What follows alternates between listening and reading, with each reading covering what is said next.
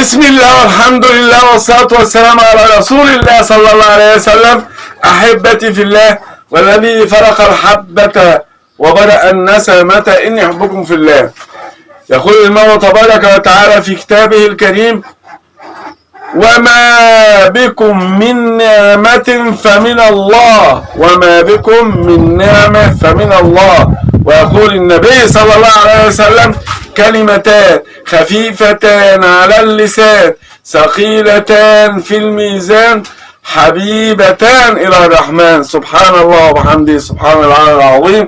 أحبتي في الله، معكم أحمد بيومي دياب، مرسلة بنها ألوية من برنامج قناة الأستاذ، برنامج حاجتك في بيتك. حاجتك في بيتك. احنا قلنا كل البيوت ان شاء الله تربي ارانب لما لها بسم الله ما شاء الله من فائدة عظيمة في اللحم والفرو وسرعة النمو وعدد خلفات في السنة، والخدمة الخدمة يقوم عليها كل الأعمار، كبار السن والشباب والصغيرين والنساء. يعني أفضل أنصحكم إن كل الناس في بيتها تكون مربية أرانب، بحيث إن هي توفر اللحمة الناعمة الغنية بالبروتين والمذاق الجميل. يعني قد ايه لما بقول لك انا عازمك على ملوخية بالارانب، يعني ما كانش بياكلها زمان الا الناس العالية فوق. ملوخية بالارانب ده حاجة جامدة. فايه يعني ده لازم يكون حاجتك في بيتك، ونربي مع بعض، وده احنا بنتعلم مع بعض اسلوب التربية وازاي نكون نوفر الحاجات دي في بيوتنا. نوفر الحاجات دي في بيوتنا. اوقات ما بنلاقيش معانا فلوس ان احنا نجهز طعام او نقابل ضيوف ان احنا نوجب معاهم. فقد ايه الحاجه لما تكون في بيتي بسم الله ما شاء الله ببقى قلبي جامد، وقابل اي حد في اي مكان في اي وقت بسم الله ما شاء الله. ليه؟ بيتي مستور، بيتي مستور. ولما اقول له هعزمك على ملوخيه بالارانب دي حاجه كبيره قوي، يعني مش حاجه جامده. دلوقتي الفراخ قد ايه كلنا بقيناش ناكل الفراخ، فيما يعني اقسم بالله بقينا نقطعها في الطبيخ عشان ناكلها. ما حدش حتى العيال ما بقاش ياكلوها ولا اي حاجه، واللحمه ب 180 و130. فما يعني حاجه غاليه جدا. الواحد حتى يجيب الكيلو لحمه يحطه وعلى ما يساويه ما بقاش كيلو، وكله شغط ودهن وبتاع. فقد ايه ان انا بوفر لك لما تربي في بيتك احسن انواع اللحوم واغلب البروتين ومفيش فيها كوليسترول، وكمان الاطباء بيوصفها لامراض القلوب والضغط والسكر. فلازم يكون موجود ده في بيتك، في حاجات في بيتك. وانصح اخواتي والاخوه المربيين اليومين دولت اخطر ايام السنه يا جدعان، اخطر ايام السنه اليومين دولت.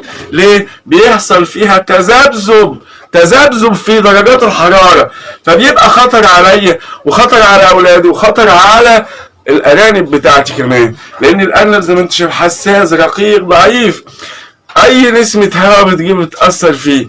سبحان الله. واصعب علاج ومتابعه هو ان هو بشويه هواء وشويه درجه حراره او عاليه او زياده في الامونيا يجي له امراض تنفسيه. بيبقى صعبه قوي على الارنب يا جدعان، وبيصعب على الناس. فقد ايه حافظ على مزرعتك وتحكم او مكان التربيه فيها، وتحكم في عدم دخول اي نسمه هواء لو انت ما حسيتش بيها بتاذي الارنب برضه. فقد ايه ان احنا نكون يعني ان احنا نكون رعايه صحيه للمكان بتاعك، وفي وقت التهويه، وقت اللي انت تشغل شفاطاتك وانت تفصل. يعني اللهم صل على النبي. لان كل الاشياء دي بسبب حرصك والتزامك واهتمامك تقي الارنب من امراض مزمنه تقضي عليه. يعني مثلا ان احنا مثلا نقول له امراض التنفسيه كنا بنتكلم فيها النوبه اللي فاتت وهنكملها النهارده، وقلنا ظواهرها على الارنب. ان اول ما تعرف ان انت تسمع ارنبك بيعطس وعطسات كده يعني متقطعه، كل فتره يعطس عطسه، تعرف ان هو عنده مشكله في الجهاز التنفسي. لو سمعت ارنبك كحه ناشفه كده، تعرف ان هو مصاب بامراض في الجهاز التنفسي. لو مسكت الارنب بتاعك مثلا، لو مسكت الارنب بتاعك كده اهو، لو مسكت الارنب بتاعك ومسيت على مناخيرها كده اهو، على مناخيرها، على مناخير اهو اهو، لقيته مبلول، تعرف ان هو مصاب بامراض تنفسيه. لو مسكت ديت يا جدعان الرجليه دهيت عامله زي المناديل اللي احنا بنمسح بنستخدمها، فايه اللي لقيتها مبلله بالماء تعرف ان هو مصاب بالامراض الايه، بمرض ايه، بامراض تنفسيه. لو حسيت ان الارنب عندك، الارنب بتاعك بيحصل له حشرجه او عندك كلمه طيبه قولها، ما عندكش نفس خالص، كانت البلد في شكلك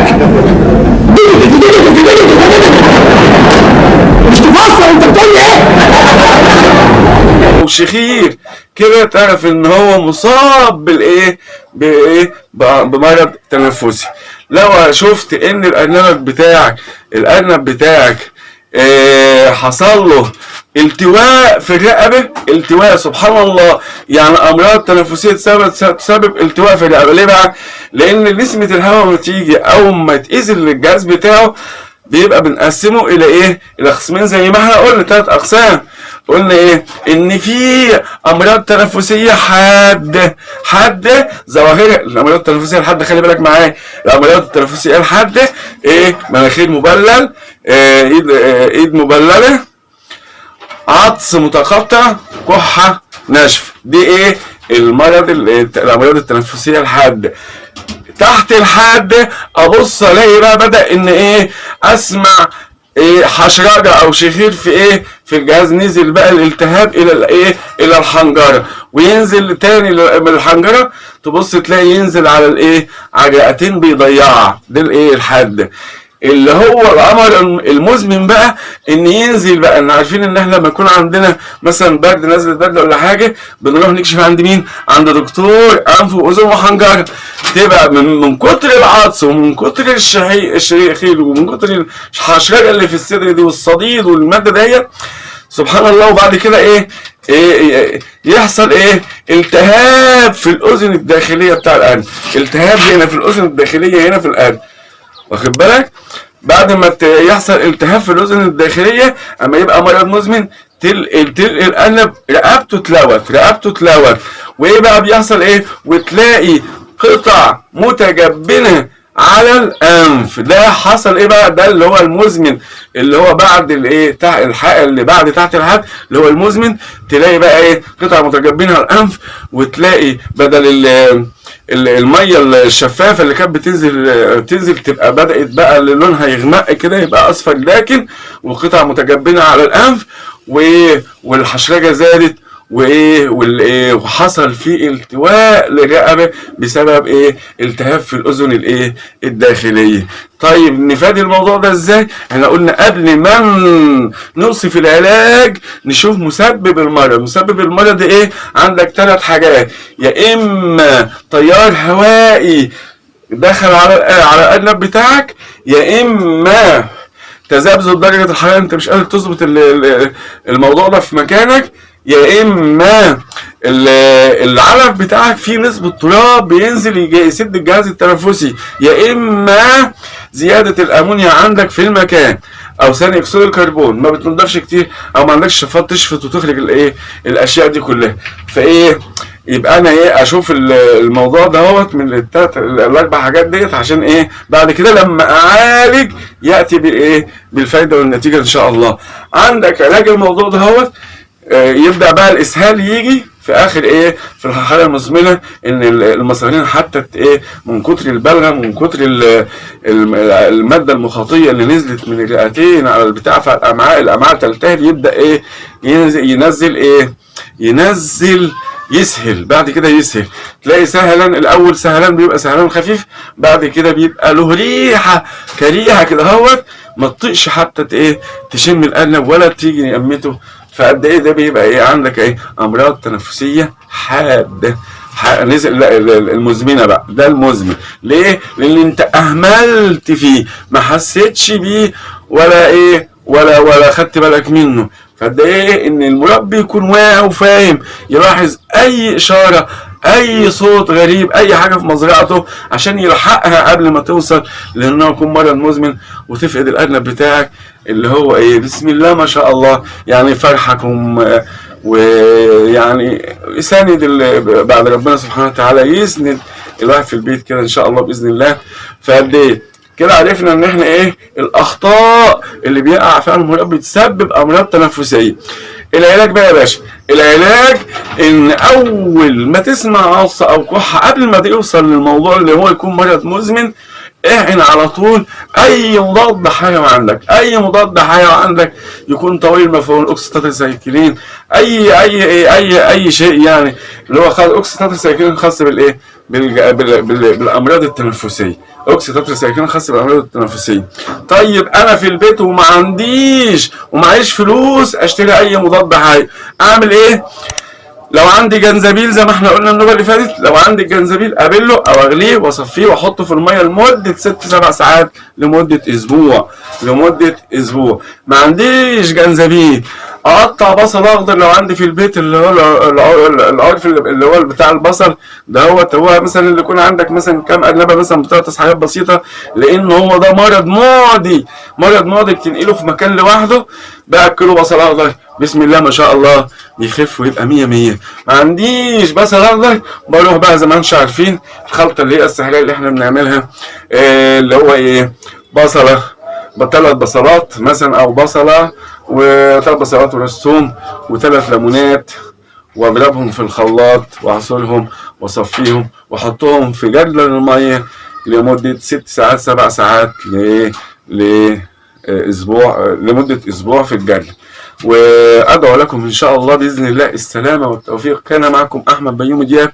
ويعني شوف يعني يستحب ان احنا مثلا حتى نحس ان احنا يعني بنعمل حاجه، وان احنا تشجعنا ان انت تترك اثر طيب على القناه بلايك او تشترك او تشير، حتى الخير ده يعم على امه النبي صلى الله عليه وسلم. وبعدين ربنا سبحانه وتعالى يرانا ان احنا متعاونين على البر والتقوى ونتعرف على بعض، لان الله سبحانه وتعالى جعلنا شعوب وقبائل حتى نتعارف. لما نتعرف على بعض ونسال بعض يبقى ماشيين على اوامر المولى تبارك وتعالى وعلى هدي النبي صلى الله عليه وسلم. احبتي في الله، كان معكم احمد بيومي دياب من مزرعة الأستاذ، برنامج حاجتك في بيتك، إني داعم فأمنه. اللهم اهدنا واهد بنا واجعلنا سببا لمن اهتدى، اللهم اهدنا واهد بنا واجعلنا سببا لمن اهتدى، اللهم اجعلنا هداة مهديين، اللهم اجعلنا هداة مهديين، لا ضالين ولا مضلين، اللهم اجعل جمعنا هذا جمعا مرحوما وتفرقنا من بعده تفرقا معصوما. والله العظيم يا جدع، الجدع ده بيسمع حاجات غريبة